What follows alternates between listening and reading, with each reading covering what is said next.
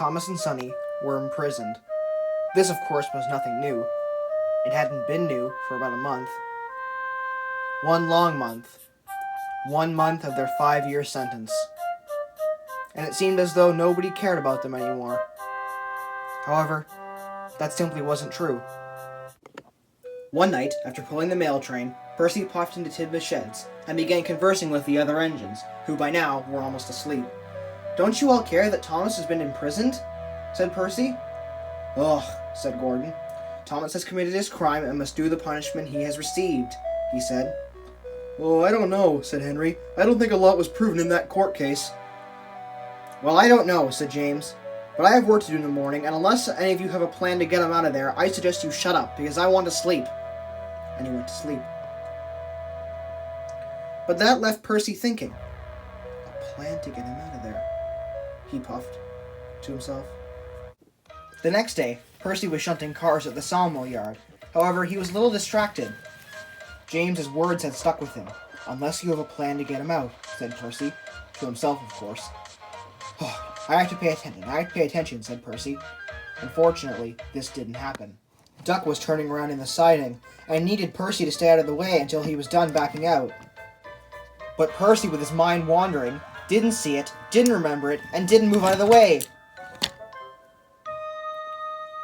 "Oops," wheezed Percy. "And that was a fresh batch of fuel for the quarry as well," said Duck, exasperated. Soon enough, however, the mess was cleaned up, Duck had turned around, and Percy thought it would be a great time to scurry off to the harbor for his next job. Soon enough, Percy had arrived at the harbor, Brandon Docks to be specific, and it was as magnificent as it always was. The boats milling about in the harbor, Salty and Porter shunting cars in the yard, cranes moving about, and several freight cars waiting for their next journey. Unfortunately, it wouldn't last, for Percy's mind, once again, began to wander with thoughts of Thomas. "Unless you've a plan to get him out. Unless you've a plan to get him out." James's words echoed in Percy's ears. "Oh, I gotta focus, he puffed. Unfortunately for Percy, Salty and Porter were shunting together a line of trucks, and he didn't see it, and he crashed into both of them. Percy then was snapped out of his train, no pun intended, of thought, and he came to his surroundings. Maybe this one will be a little bit easier to squeak out of, he thought. But surprisingly, Salty got very angry. "That was a high and expensive lobster you just tossed over the boat, me hearty," said Salty. "We're never going to get business from the lobster company anymore. It'll be our rival company, Brio, that gets it." Salty began to get very bubbled up and steamed, even though he was a diesel. "Calm down, Salty," said Porter, trying to console him. "It's not that bad." "Well, I think it certainly is," he roared. After being put back on the rails, by a Brio shipping company crane, might I add, and the mess being cleaned up, Percy decided that now would be a good time to scurry off to his next job. A day of work at the clay pits. "Mustn't let it happen again, mustn't let it happen again, mustn't let it happen again," puffed Percy. I must stay focused, I must stay focused, puffed Percy.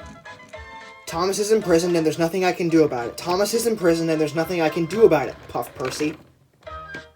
And as I'm sure you've probably guessed, it happened once more.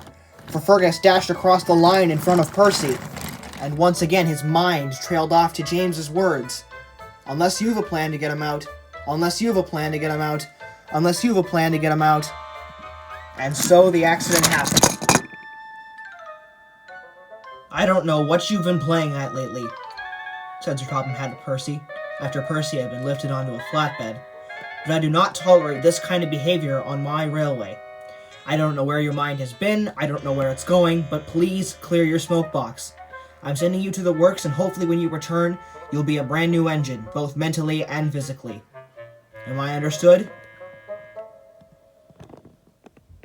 Yes, sir," said Percy. And so, all night long in the steamworks, Percy sat there thinking. And suddenly, he had an epiphany. It occurred to him. "The only way this will stop is if I free Thomas," he said. "I must, for my sake and for his. I will free Thomas," he puffed. "But how? I'll need help for sure." The rescue agents won't help. They're inside the law. The pack certainly won't, for the word will go through Miss Jenny to Topham Hatt too quickly. Then he thought, no, I mustn't go there. No, I can't. I won't. I can't go to that place. But then he finally thought, I must. Soon, Kevin was over, picking up some junk on the floor, and Percy puffed to him. Kevin, could you help me get back on the rails? He said. No, boss, Victor, he wants you here, he said. So we can fix you. I know, but Victor's been so kind to me, Percy slyly lied, and I want to repay him. Kevin, being all the more gullible, agreed. So if I put you on the rails, you'll go out to wherever it is, this place, this gift you want to get Victor, and then you'll be right back? Yes, Kevin, I'll be right back. Now please put me on the rails. Okay, he said, stuttering a bit. Soon enough, with Kevin straining nearly every part in his body, Percy was on the rails, and he set off.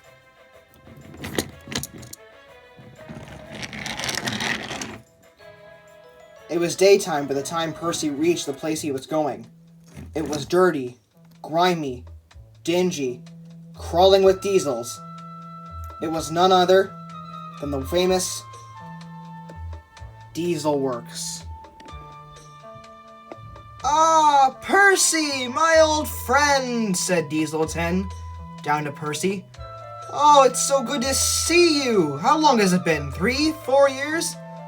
You all remember Percy, don't you? I'm sure you must. I'm not your friend, Diesel 10, said Percy, but I do need your help. Fine, he oiled. But I will require payment for my services then, seeing as how this is more of a sale than anything to you. Yes, of course, anything, said Percy. Just don't hurt me or my friends, okay? Ugh, fine, said Diesel 10. What is it you want? I need you to help me free Thomas, he said. Fine, said Diesel 10. Oh, great, let's go now, began Percy. Not so fast. I require payment first, said Diesel 10. Now, I need you to go to Brendam Docks. There's a car full of Brendam Bay fog blasters. I need you to bring it here. What for? Said Percy.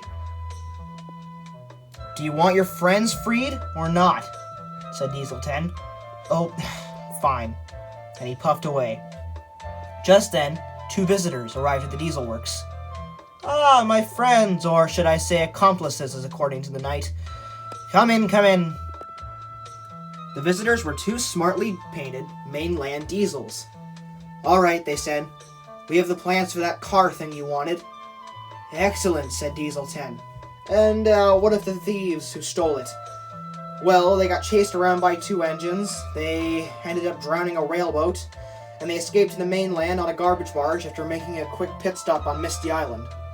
It was a bit of a roundabout thing, but they got the plans to us. Good, said Diesel 10. We have a question, though, they said. What do you want of this? And we saw an engine going out, probably for another errand as well. What do you need with all this stuff? Never you mind what I need with it, he shouted and clenched his claw. All in good time, he collected himself. All in good time, this will be revealed. Now, go back to the mainland and leave no trace of what you've been doing. Yes, they said. And they slowly oiled away. All right, I have the blasters, said Percy. Are you ready to go? Yes, just let me turn around and get situated, he said. And once they had been turned around, they took off. Faster, faster, faster, puffed Percy as they hurried along. I haven't been out in a while. Go slower, oiled Diesel 10. Soon they arrived at the bridge. Percy ran down to the other side, and Diesel 10 began to slowly chip away at the bricks of the bridge, until a small enough gap opened for him to pull Thomas and Sonny out with his claw. Gently, of course, as so not to damage them. Thank you for coming to save us, whispered Thomas and Sonny to Percy from under the bridge. You're welcome, huffed Percy. Now hurry, Diesel, hurry! Soon a wide enough gap had opened that the wooden planks underneath the bridge were starting to show through, and Diesel 10 could reach in and grab Thomas and Sonny. Hooray, they said, but please be careful! And to their fortune, he was. He grabbed them one by one and put them back on the rails. We'll have to flee to the mainland now, said Thomas. It's our only chance. Yeah, said Sonny. We can hide in the Scottish Highlands. There's not a whole lot of engines or railways up there. It'll be the perfect hiding spot. Good thinking, you two, said Diesel 10. But we'll have to push you and refuel you at some point. Percy, let's go. And so, Thomas and Sonny, being pushed by Diesel 10 and Percy, were off to the mainland. Soon they reached the bridge. There they refueled, turned around, and got ready to go to the mainland. It was then that Percy and Thomas were forced to say goodbye. More than likely, in Percy's mind at least, for the last time. Bye, Percy, said Thomas. It's been great knowing you in this island, but unfortunately it's not for me anymore. Please take care of my branch line and Annie and Clarabelle. They don't really talk to any other engines except for me, so you can tell them where I'm going. Just please don't let them cry. I tease them and such, but it really does hurt me when they cry. Thomas wheezed and wheeshed. I will, said Percy. I will. Don't worry about it, he said, fighting back tears. And then, just as night began to fall, Thomas and Sonny left the island for good.